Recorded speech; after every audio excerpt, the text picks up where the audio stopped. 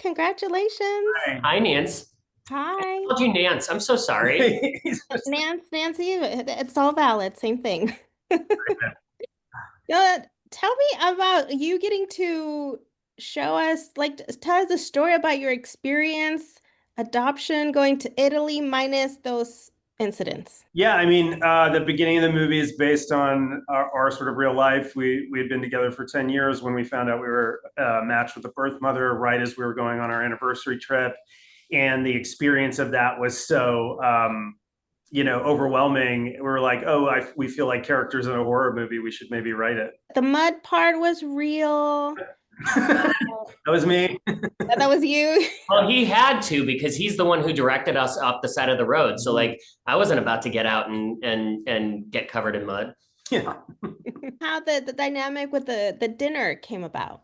Share a little bit of the backstory. Yeah, I mean, I think we were like, we were just interested in creating a story with characters who had like this real desire to be parents, and then letting the audience sort of attach to them, and then seeing what could go wrong, like what's the worst thing that they could do, and you still be on their side.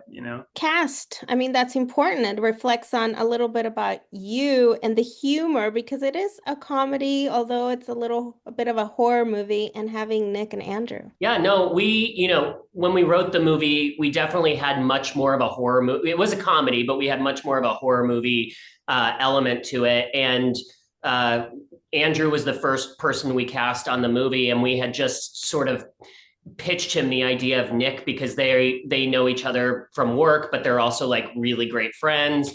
And we had just recently heard Nick on a podcast talking about being a new parent himself, and so it really connected with us in the same way. And within 2 days, Nick was signed on to the project, and it was like the perfect cast we could. I constantly keep thinking of other pairs we could have done, and it just would not have been the same movie. It was idyllic. I like how you also bring up the part of adoption and bringing on the vulnerable side.